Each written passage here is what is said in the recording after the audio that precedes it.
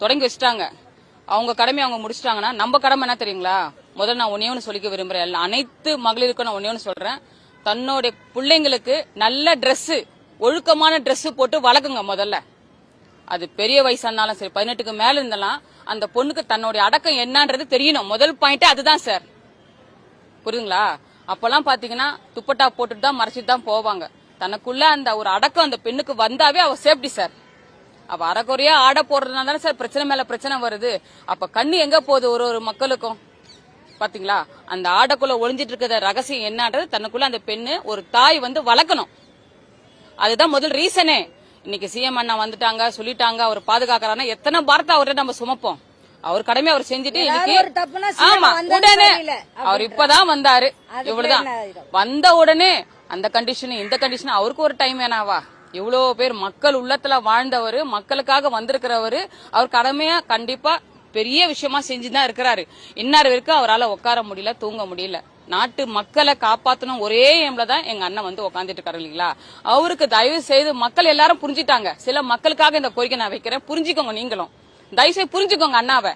அவங்களுக்கு டைம் கொடுத்தீங்கன்னா அவர் இன்னும் சீரும் சிறப்பாம நாட்டை நல்லா ஒரு பெரிய இதுல உட்கார வைப்பார். அவரு அதுதான் அவர் கடமை நிக்கிறார்.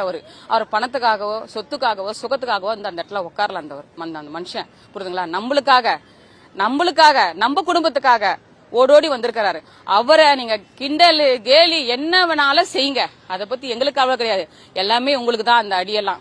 அவர் கடமை அவர் கரெக்டா செஞ்சுட்டு போறாரு. எத்தனை பேருங்க அது மாதிரி செய்யறாங்க? இனி ஒரு சிஎம் இந்த மாதிரி கிடைக்கவே மாட்டாங்க, வரவே முடியாது. எந்த ஆட்சியுமே நடக்காதுங்க. பெரிய பெரிய தலைவர்லாம் கூட ஆண்டுட்டு போயிட்டாங்க. ஆனா இந்த மாதிரி பெண்களுக்கான படைய யாருமே கொடுத்ததே கிடையாது. அண்ணா ஃபர்ஸ்ட் முறை நம்ம நாட்டுல உருவாக்கிக்காருன்னா அது பெரிய பெரிய விஷயம். தாய்மார் அனைவருக்கும் நான் மறுபடியும் சொல்றேன், உங்க பெண் புள்ளியும் சரி ஆண் புள்ளியும் சரி அரகுற ஆடையில விடாதீங்க. தயவு செய்து நம்ம தான் நம்ம பெண் பிள்ளைய காப்பாத்திக்கணும்.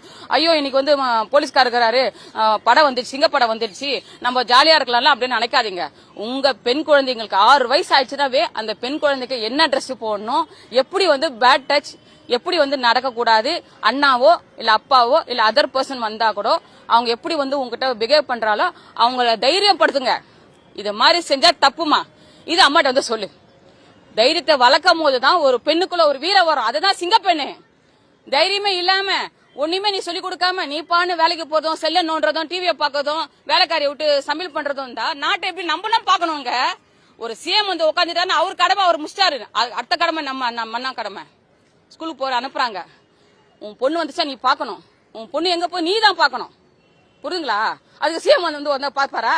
இல்ல சிங்கப்பெண் படம் இருக்குமா? ஆபத்துனா செய்வாங்க, நல்லது செய்வாங்க. ஆனா நம்ம வீட்டுல இருக்கிறவங்க அத்தனை பேருமே என்ன செய்யணும், நம்ம பெண்களை வாட்ச் பண்ணணும், பிள்ளைங்களை வாட்ச் பண்ணணும். பிள்ளைங்க ஏன் லேட்டா போகுது, ஏன் லேட் ஆகுது வீட்டுக்கு, என்ன பண்ண ஸ்பெஷல் கிளாஸ் இருந்தா ஸ்கூல்ல சொல்லிடுவாங்க, உனக்கு மெசேஜ் உங்க செல்ல வந்துடும். அதுக்கப்புறம் நீங்க தான் உங்க பெண்களை என்ன செய்யணும், எங்கம்மா போன, என்ன பண்ண, யார்கிட்ட பழகினேன் எனக்கு சொல்லு. அப்படி அடுத்த நாள் நீ போய் வாட்ச் பண்ணு, வேலையெல்லாம் உன் பொண்ணை போய் வாட்ச் பண்ணு.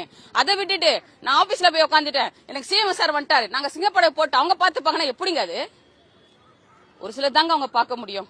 மற்றதும் நம்மளும் தாய்மார்களே சகோதரிகளே தயவு செய்து கோச்சிக்காதீங்க. நான் பேசுறத கொஞ்சம் உணர்ந்து நம்மளும் செயல்பட்டு நம்ம சிஎம் சாருக்கு துணையா இருந்து கண்டிப்பா இந்த நாட்டை நல்லது ஒரு நாடா நம்ம வளம் வருவோம்.